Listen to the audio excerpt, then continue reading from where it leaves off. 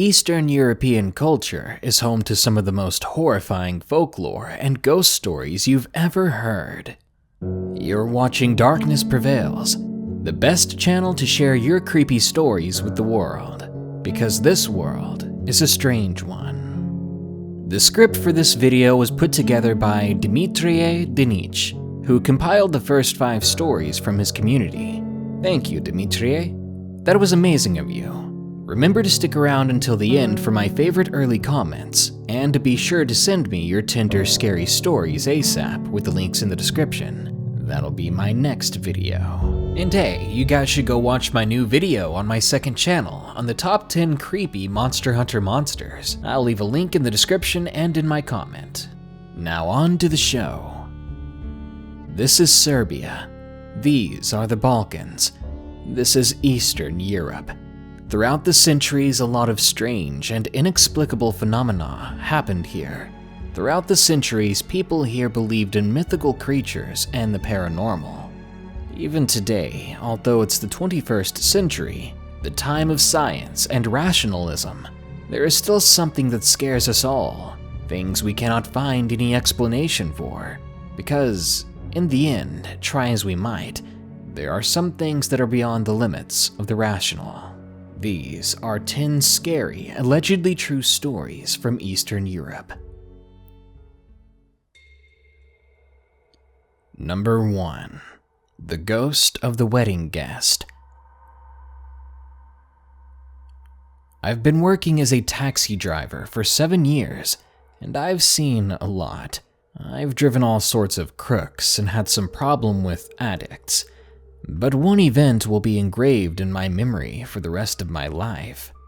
Namely, when I got a call from the dispatcher to go and fetch a person who I was supposed to drive to a certain village, which was a little bit away from the city.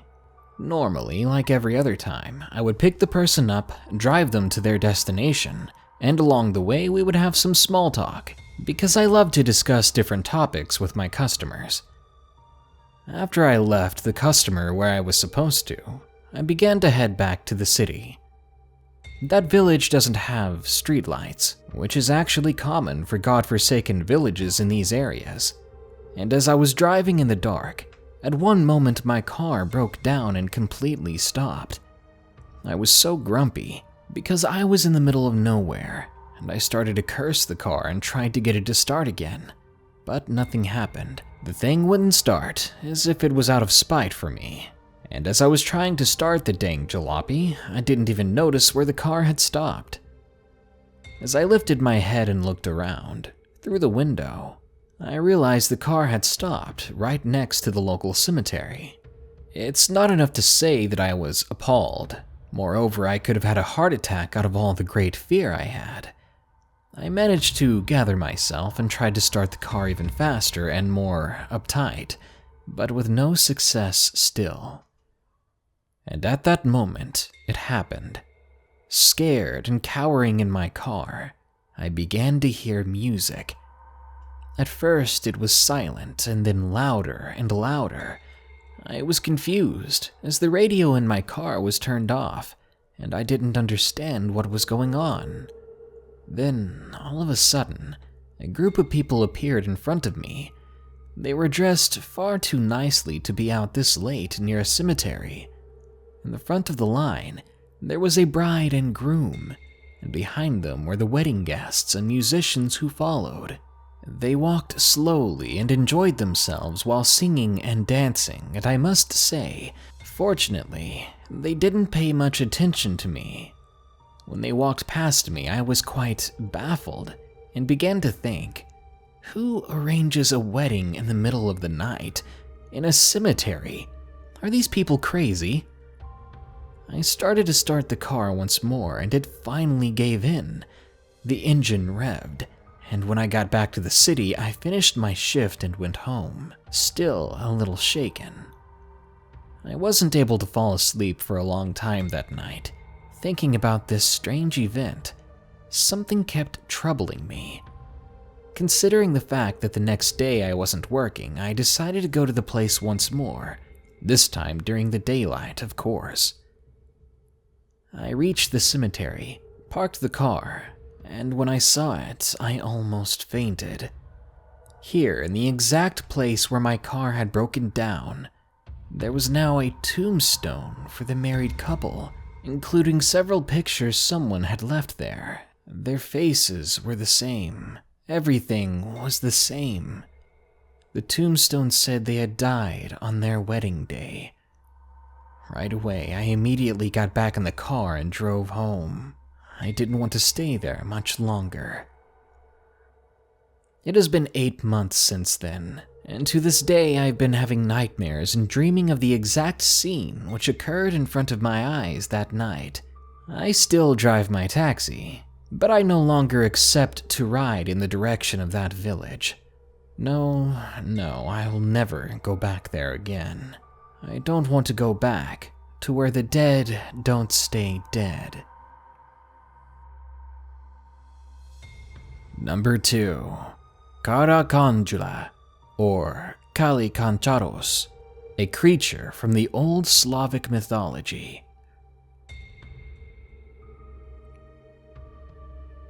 It was nighttime, and I was walking back home from my friend's place alone.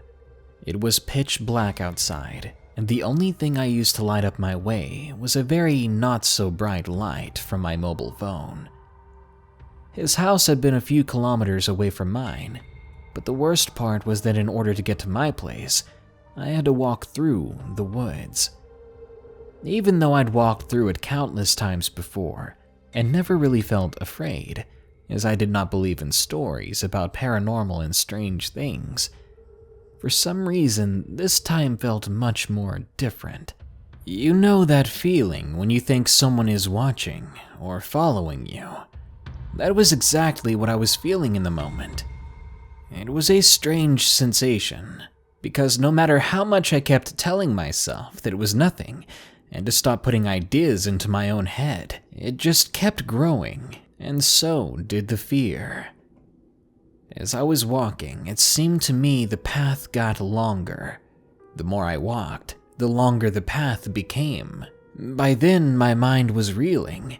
I was also singing and talking to myself, trying to dispel the fear. And as soon as I convinced myself that nothing was going to happen, I began to hear light footsteps and the cracking of twigs. It's needless to say that the blood in my veins completely froze. I slowly turned around and pointed my mobile phone in that direction to shine the light that way. However, I didn't see anything. But when I sighed and said to myself, "You're crazy. You're only making this stuff up because you're creeped out," there, in the corner of my eye, behind a tree, I saw the creature. Small, disturbingly unnatural, and covered in fur. It looked like a 3 to 4-year-old girl. It had long black messy hair, long fingers, with even longer nails. But it had a face of an old woman with glaring eyes. I did not want to find out what it was, so immediately I gave in to running as fast as my legs could bear. But no matter how fast I ran, I still had the feeling it was right behind me all along. Indeed, it was. While I was running, I felt it scratch at my back with its long, sharp nails, which terrified me, and it stung, so I ran even faster than before. Luckily, I made it to my neighborhood, which was illuminated by streetlight. So when I nearly reached my house, I turned around completely and saw that the creature was now gone. Not wanting to take the chance, I hurried up inside my house. When my parents saw me, blanched and torn up, they asked me what had happened. At first, I was having second thoughts about telling them, because I thought they would consider me insane or something. However, I told them what had happened, and I even showed them the scratch down my back. After I described the creature to them, they agreed it was Karakondzula, the creature which attacked at night and during the so-called unbaptized days, or the 12 days of Christmas. It all made sense to me then, as I realized I'd not been crazy. That was the first and hopefully the last time I'd seen the creature. Moreover, I do not even visit that friend anymore, so as to not take that path again. So if you're in Slavic country, you might want to avoid the forests at night. Number 3.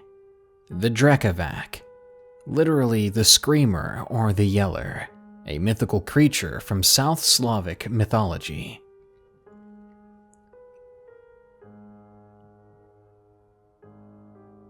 I'm 34 years old and employed at a local company. Once I happened to stay longer at work one night, about half an hour after midnight, and when I finished my shift, I finally headed home. It was fine summer weather, so I was going to work by motorcycle. When I headed home, I did not have the slightest idea that something bizarre and terrifying was about to happen. As I was riding the motorcycle, in the distance I saw a black dot. It was in the middle of the road. I thought it was some kind of a blot or hole in the asphalt. However, as I was approaching it, it looked more and more like a living thing, because it seemed to me that it was moving. I stopped a few meters away from it and realized it was a child, dressed in all black. It was squatting in the middle of the road. When I asked him, "Boy, what are you doing out here so late, and why are you in the middle of the road? Do your parents know where you are?" Then, only then did I realize it was not a child or a person at all. As it turned around and gnashed its teeth toward me, I saw it was a kind of creature, which resembled some sort of animal, maybe a monkey or a wolf or something else. I didn't know what it was, and I was too horrified to find out. It then let out a horrible screech, which has been haunting me even to this day, still ringing in my ears. The scream was so horrible, a mixture of a child's cry and a wolf's howl.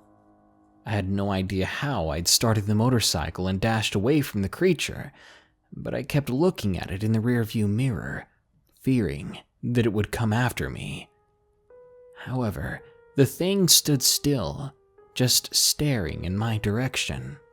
In my mirror, I could still see that it was gnashing its teeth up and down. I managed to get home in one piece, and I immediately told my husband to park the motorcycle in the garage for me. I was too upset to go back out there. Seeing the look on my face, he didn't hesitate to do that for me, and he quickly came back inside after doing so. Then I began to tell him what had happened.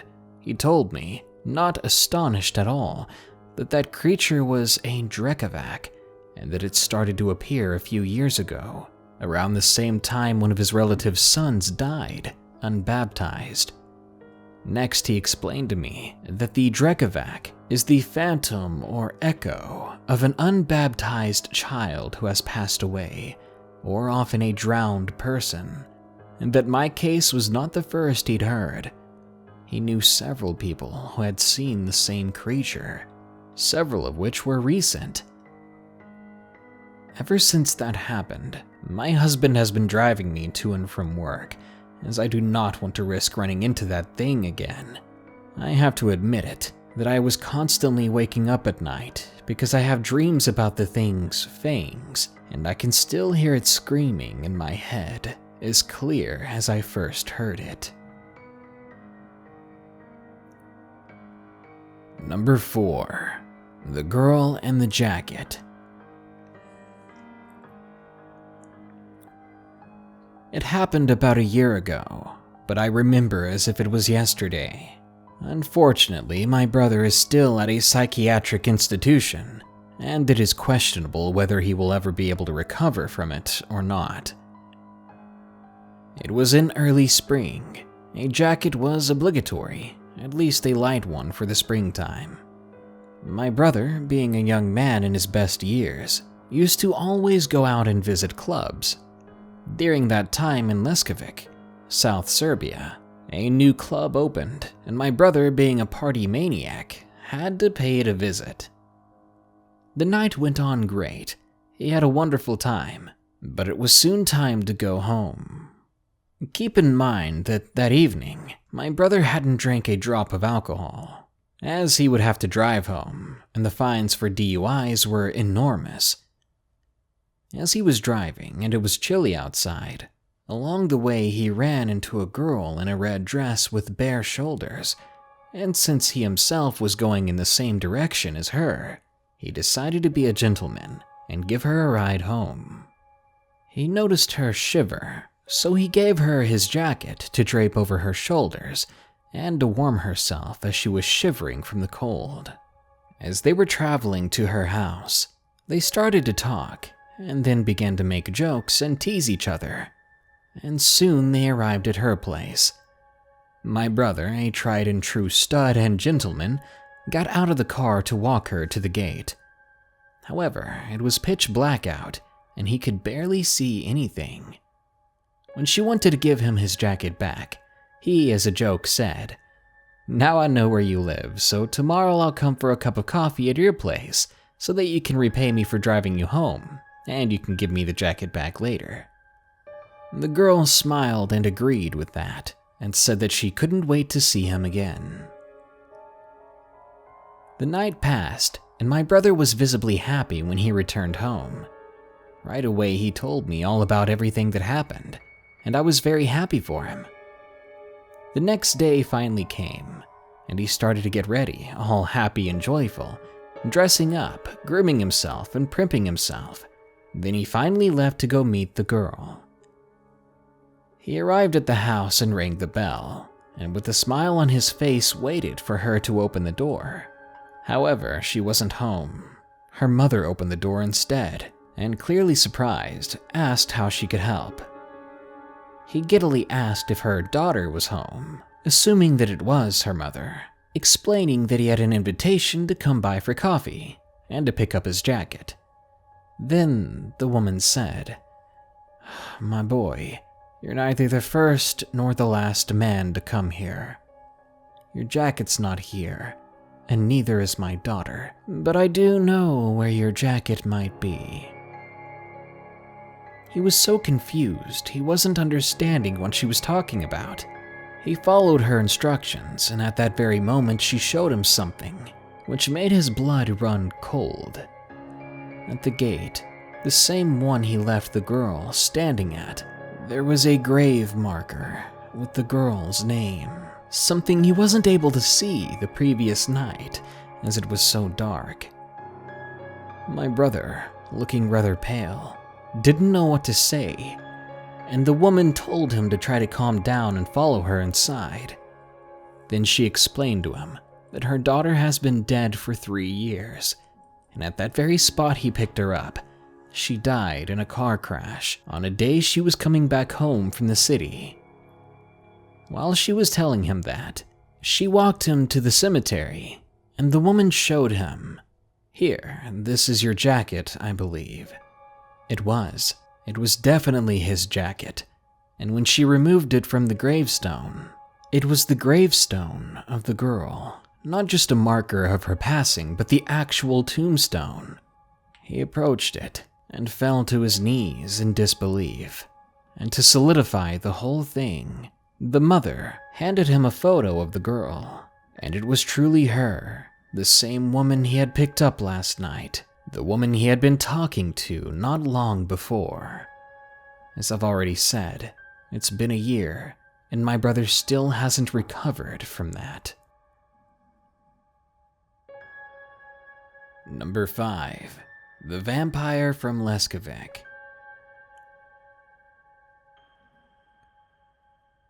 Even though it's not generally known, the word vampire is of Serbian origin, and almost all languages in the world accepted it. That word had its major breakthrough when Bram Stoker's most famous novel Dracula was published.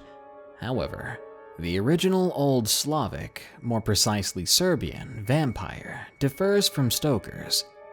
First of all, the original vampire is more than just a blood-drinking creature who looks like a man, that is, the living dead. The true Serbian vampire is a creature which resembles the soul of the deceased that has not found peace. That soul can take the form of any animal, but it can also be a regular-looking ghost or a poltergeist, meaning it can be invisible, but not its actions. The following story is one from the vicinity of Quebec. Namely, stories about something strange happening have been circulating there for some time now. It has been a month since an old lady passed away who was vicious and evil in her lifetime, and only a day after her death, strange things began to happen. People reported hearing various noises coming from her attic, the basement, and other parts of her house, including the backyard, but upon checking them, they found nothing. At first, they did not pay it much mind, but it became frequent over time. One day, late at night, we were sitting in front of the house and talking casually.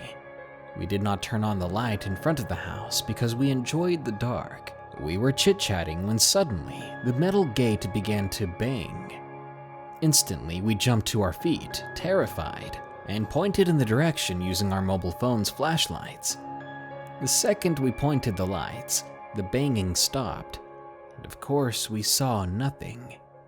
We thought it may have been a stray dog, which ran off before we could see it, so we continued our casual talk, when soon the banging started again.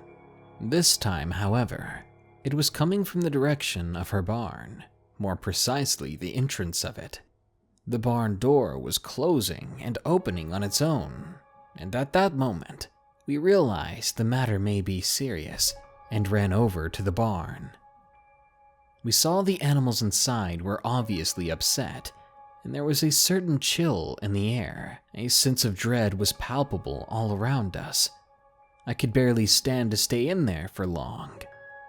My father somehow managed to calm the animals down, and soon the chill faded away.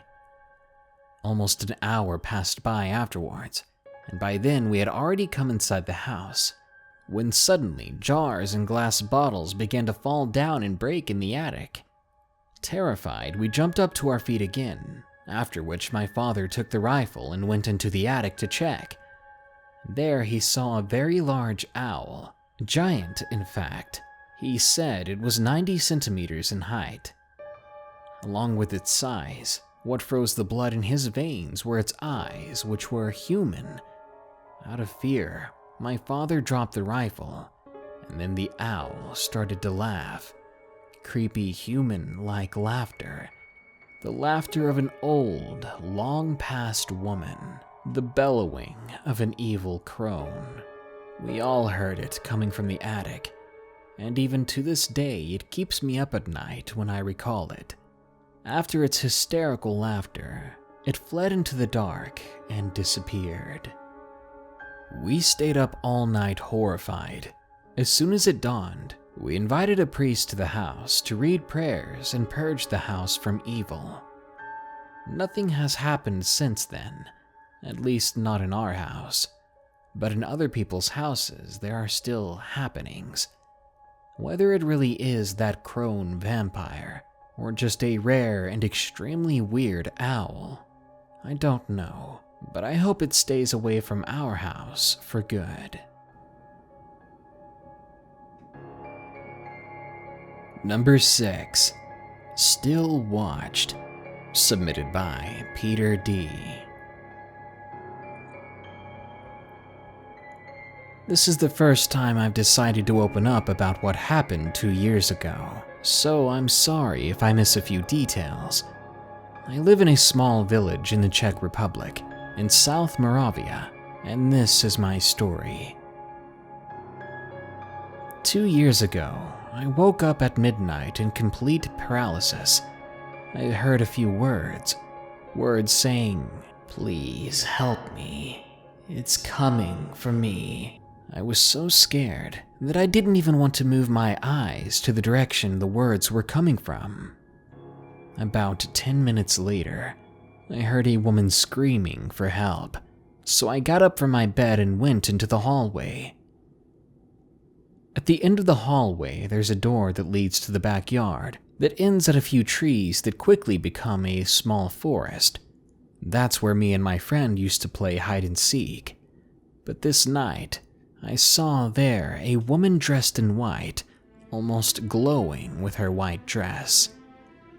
In our backyard, I heard steps, so I looked in the same direction the steps were coming from, and I saw one lonely man dressed in a black coat. He turned his head my way, and I can clearly remember how he slowly and calmly told me not to be bothered, that he's not here for me this time. His face was pale, almost completely white, and he had no mouth, nose, or eyes. And then I heard him speak again. "Like I said, don't worry, I'm not here for you. Yet." He said it like he was warning me to go away, like he wasn't wanting me to see what was going to happen. And that's the last thing that I remember from that night. The next morning, my parents woke me up. I was lying on the floor of our hallway when they asked me how I got there. I haven't said anything of what I saw that night, but a few weeks ago, I heard voices talking about something called the Ghost Rider. I know it sounds silly if you're thinking of the Nicolas Cage movie, but it has nothing to do with that. And now I'm afraid I'm going to see him again, and I'm afraid even more that he'll be back for me. Number 7. My house was haunted by a demon. Submitted by Anonymous. This was during the summer of 2017, and I was 14. It all began when my granddad passed away. He had passed in his car, and we took it because my uncle didn't want it.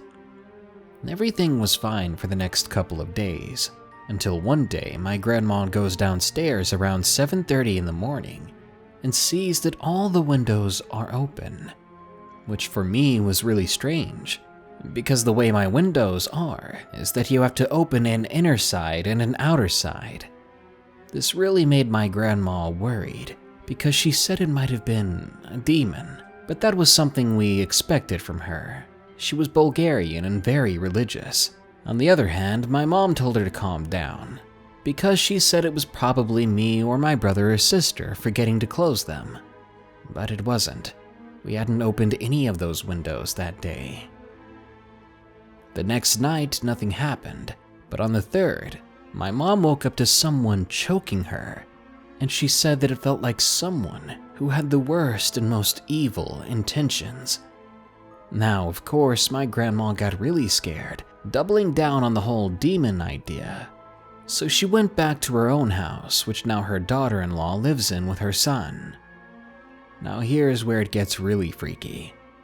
Now, we live in a small village in Bulgaria, and it's surrounded by deep, dark forests, which you can get easily lost in, especially at night. But we have neighbors beside us that are around 1 acre apart, and the closest town is around a 10-minute drive away, and the closest full city was about 20 minutes away. So if someone was going to murder us, it would take the police 20 minutes, because our village and the nearby town do not have a police force. Scary, I know. The last thing I want to say is how our house is laid out. Our main floor has no walls between the dining room and kitchen and living room, except for our bathroom, because that of course has to have some coverage. And the basement is really creepy. I'm always so cold down there, and my mom never lets us down there when she can. She's always talking about how she plans on locking the basement door up and throwing away the key. So now let's continue. The night after my mom felt choked, me and my brother felt thirsty, so we went downstairs. We were creeped out from the recent events, so we decided to go together. We start to pour water in a glass, when suddenly the plates and glasses and dishes around us are thrown and fall into the floor, smashing onto the ground. We quickly run as fast as we can back upstairs and lock ourselves in our bedroom. The next day we tell our mom what happened, and she believes us. She's starting to believe that it might be a demon. She calls a local priest, and he starts cleansing the house, but he says something powerful lives here. My mom asks what kind of thing it might be, and he says a demon who feeds on fear. He blesses our house and says, "May God be with you." Then he banishes the so-called demon. Then he says goodbye and heads out. That night, nothing did happen, and we honestly thought it was over after that. But oh my, how we were wrong. The next night, we experienced the most horrifying thing. The demon started shaking me in my brother's bunk bed. My brother and I were so scared. We were crying out loud. My mom rushed in, and suddenly everything stopped. She got really pissed at the demon. That's what we honestly thought it was by then. She pulled out a Ouija board from the basement. My mom was willing to risk the danger in order to get some answers. We asked the demon's name, and something replied with Atanas, which is an old Bulgarian name. And my brother asked it, "How did you die?" And it replied, "Fire." Our mom asked it a question, "What do you want from us?" And it replied with, "Life." We quickly said goodbye, and it said goodbye as well. We called the priest back and had him do an exorcism of the place. We had nothing bad happen to us for a long time, which was great. I just don't know how long the peace will last. Number 8. I will never forget this. Submitted by Victoria.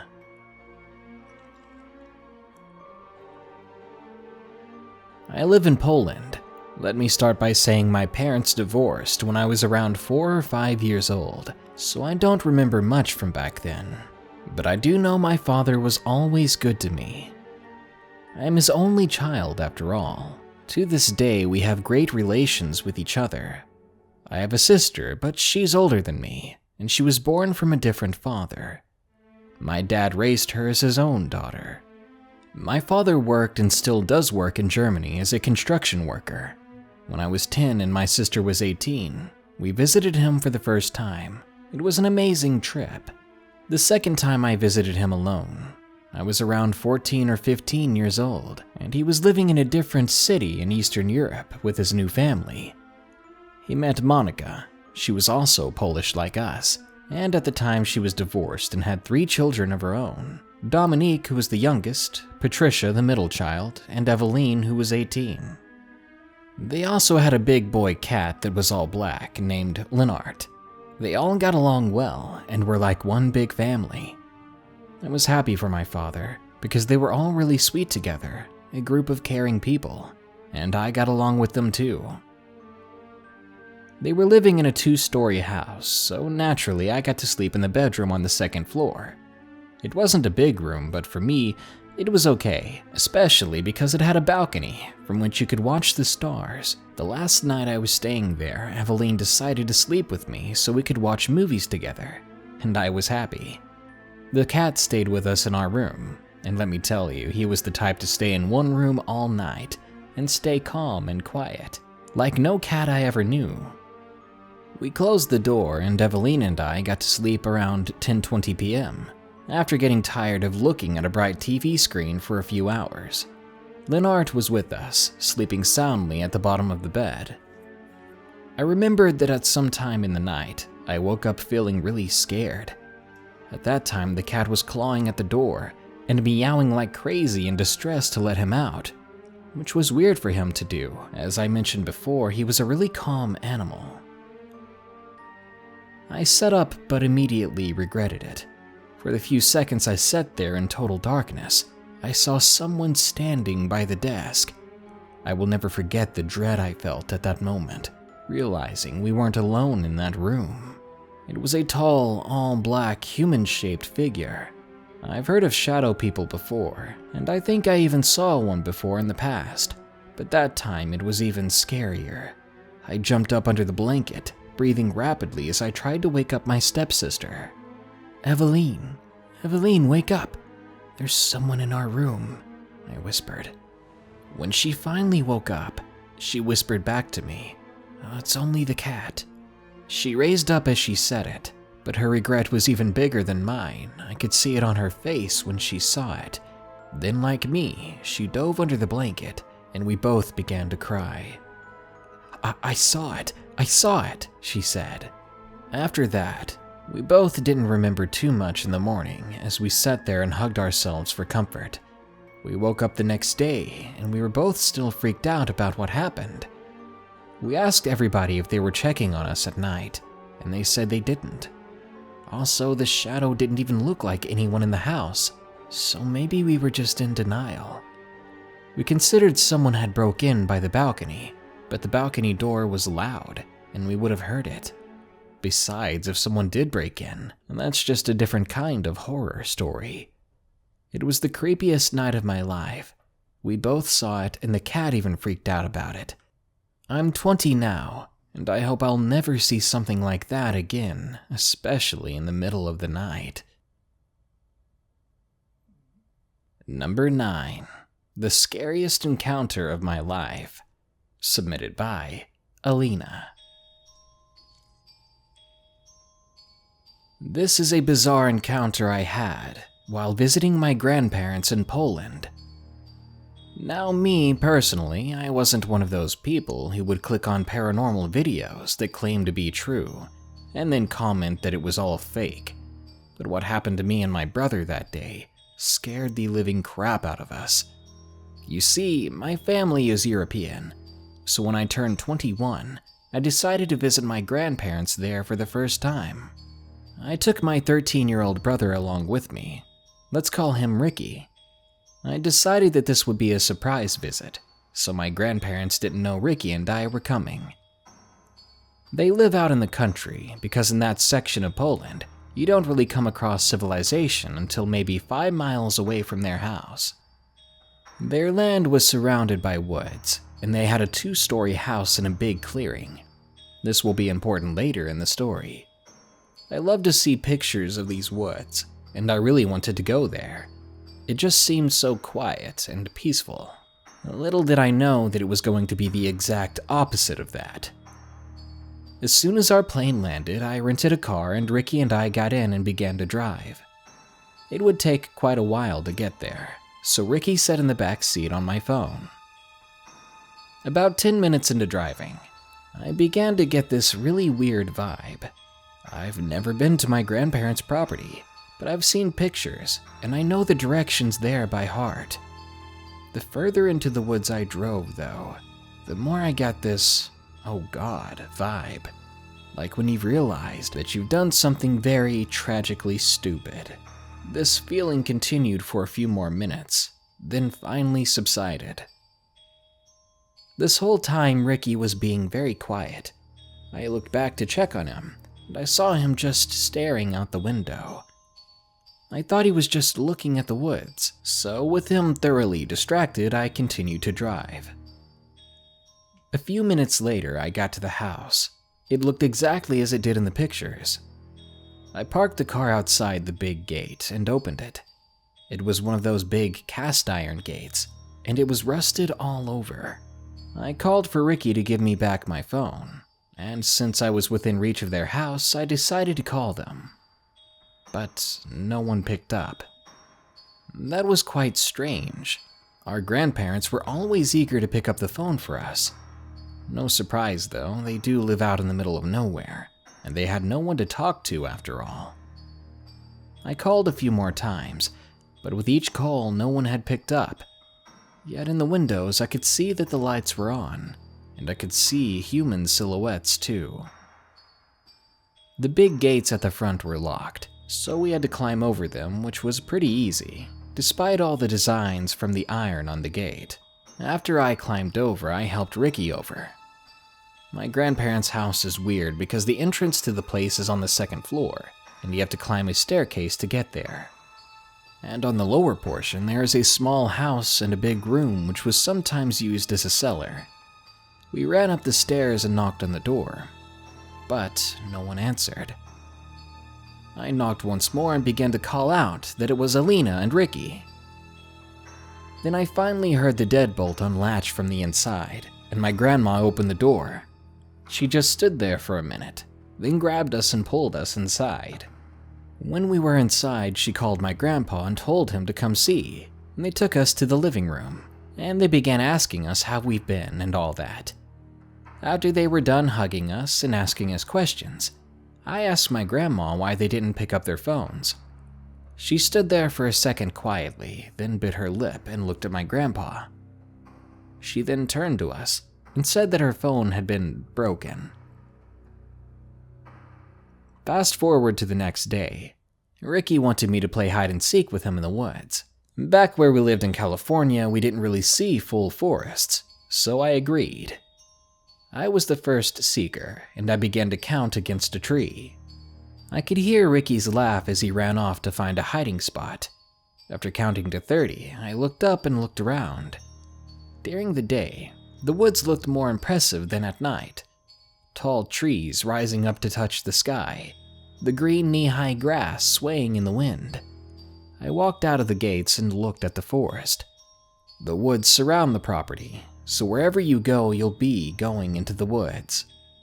I began to walk down the main path, the one from where I came from yesterday. I figured that my brother must have ran a little off the path in order to find a good hiding spot. I searched for half an hour, and then I returned to the house. I saw my brother waving at me from the top of the stairs next to the door, and his face looked horrified.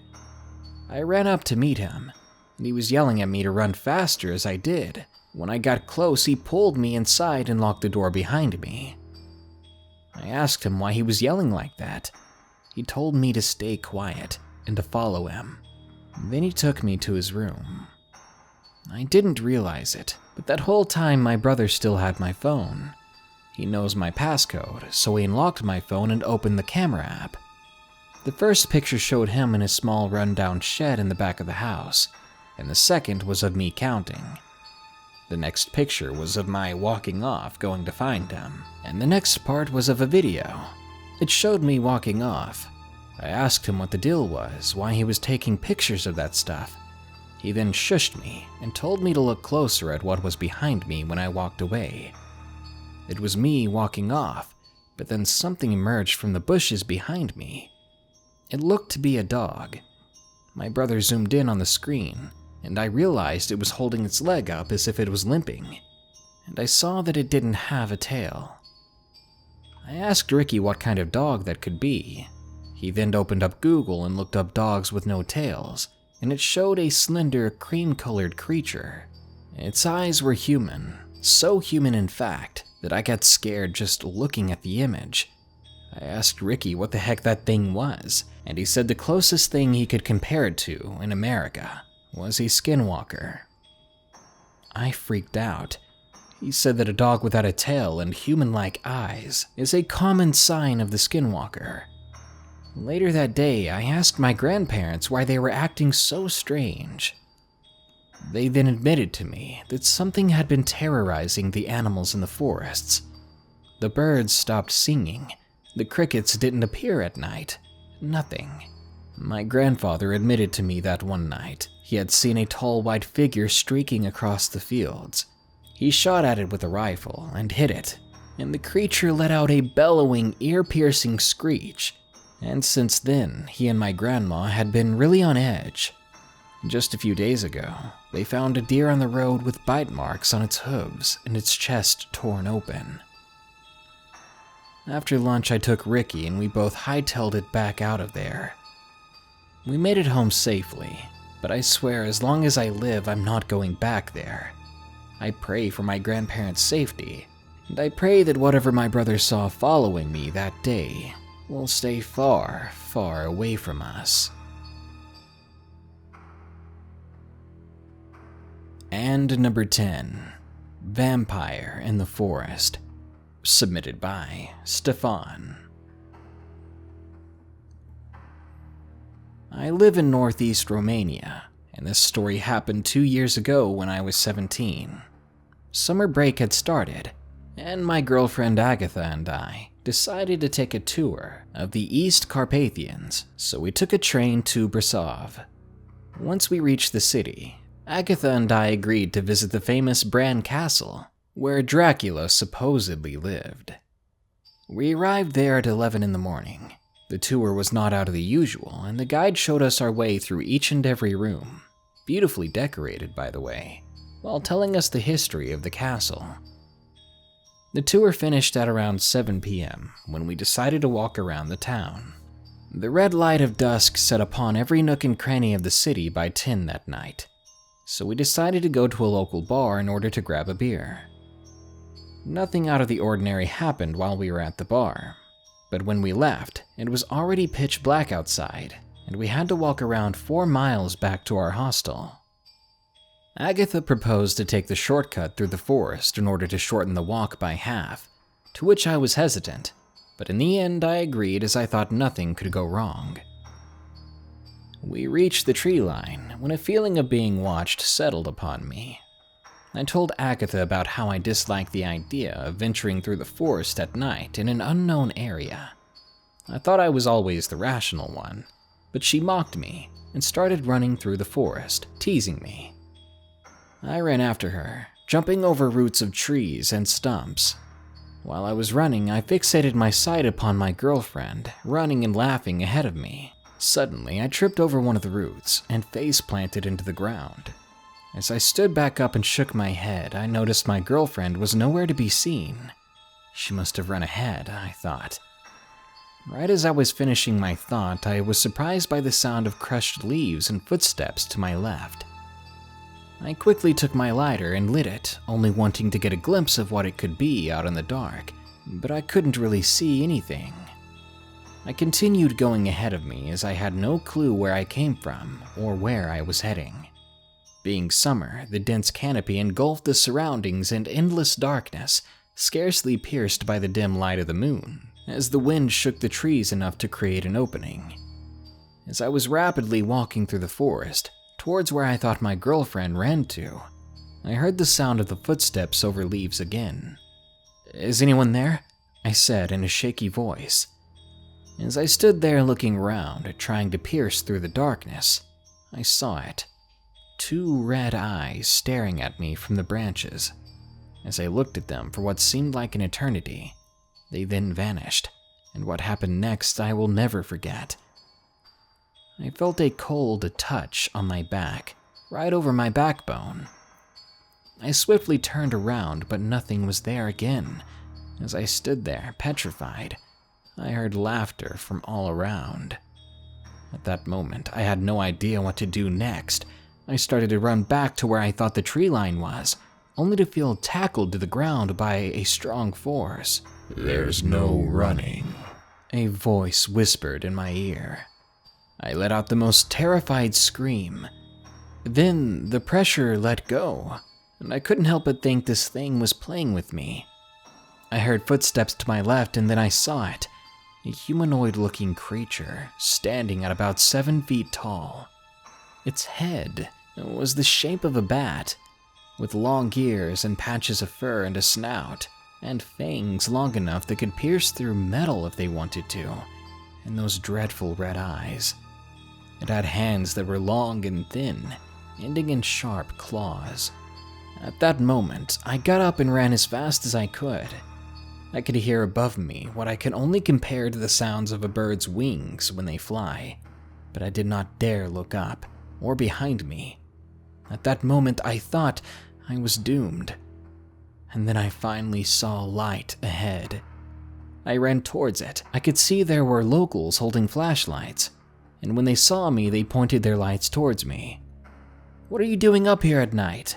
It's dangerous in these woods," one of the men told me. I stuttered.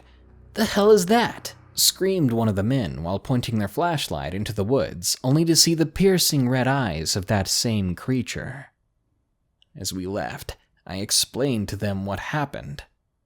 And John, the oldest one of them, told me that I may have had an encounter with what they call a vampire, and that I'm lucky to have lived. Even after being that up close to it, I didn't believe it.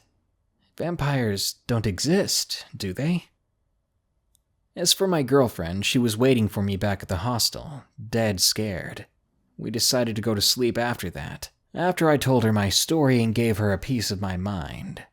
She apologized, and we tried to go to bed, but needless to say, neither of us were sleeping that night. If you ever find yourself in northeast Romania, watch yourself. Beware of the forests.